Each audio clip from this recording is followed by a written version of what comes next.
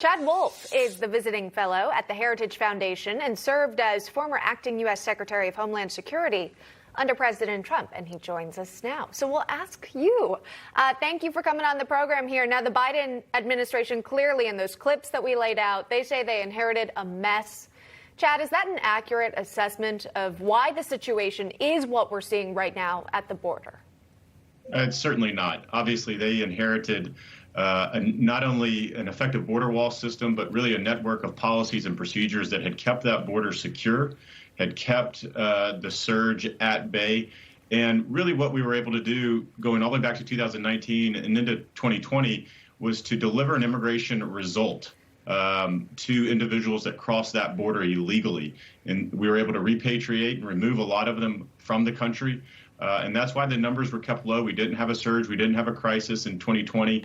And obviously, tearing down those procedures, tearing down a lot of what was done, really starting from Inauguration Day, is the direct result. I mean, it is directly attributable to what's going on the border today. And I'll just mention they continue to say that they inherited a broken asylum system, which is not true. We hired over 500 asylum officers.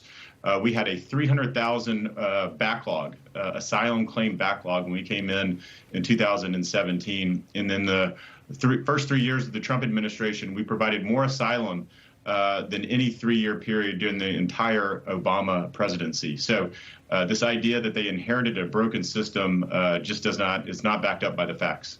Chad, I want to ask you about some of the Trump administration policies that were pulled back. One of them, particularly the stay in Mexico plan, which you would have had to stay in your home country to apply for asylum, wait for that before you can come to the border. Obviously, that was repealed. You've heard from Psaki talking about what the Trump administration has done in 2017, and I think you kind of alluded to it that in what she's saying is not true.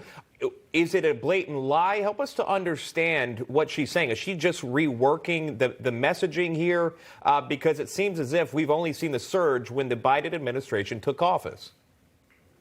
So a lot of what they say, they continue to go back to the zero tolerance policy that was in place for about 4 weeks in 2018. And they talk about everything they do within the context of that. But what they fail to understand is the border has, over 2.5, 3 years, has changed dramatically. And you cannot continue to send the signal that it's okay to send your minor, to send your unaccompanied alien child to the border, knowing that they will get in. That is the message that is being delivered today. It's why we have the surge that is today. They often talk about the Central American Minors Program. That's a program that was running for several years. It only took in about 1,000 Central American minors.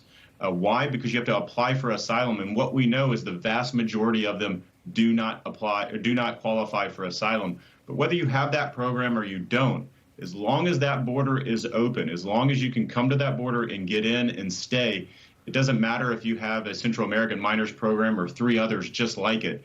You can continue to drive that illegal activity and behavior to the border. Well, because we've seen such an overwhelming surge right now, we've learned that border agents in the Rio Grande Valley, they're releasing immigrants without set court dates.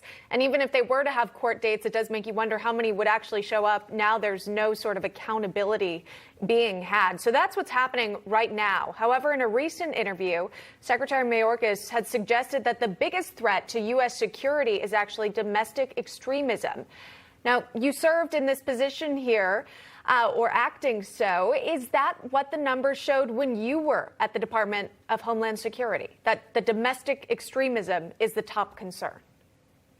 Well, I wouldn't say it was the top concern. We have to be very careful about the language we use. We talk about threats both outside the homeland and inside the homeland. And when you talk about threats within the homeland, lethality. So you're talking about the deaths to individuals. Certainly domestic violent extremism is certainly a very real concern when you look at threats within the homeland.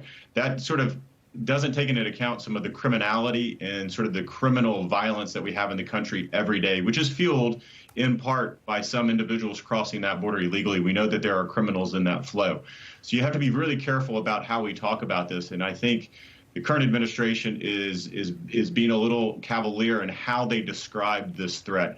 We still have a very potent threat overseas on foreign terrorist organizations. Those are mostly, though, overseas, and we don't see a lot of those here in the homeland operating in the homeland. So again, it's important that we use our words carefully. Domestic violent extremism here inside the U.S. is certainly a concern, particularly when we talk about lethality, but it's not the only one. All right, that's former acting DHS Secretary Chad Wolf joining us live. Chad, good to see you. Thanks so much for your time. Thanks. Thanks for watching the Heritage Foundation's YouTube channel. With more than 500,000 members, we are the nation's largest conservative research and education institution. We believe the principles and ideas of the American founding are worth conserving and renewing. Please help us further our mission by subscribing to this channel and sharing our videos with your family and friends.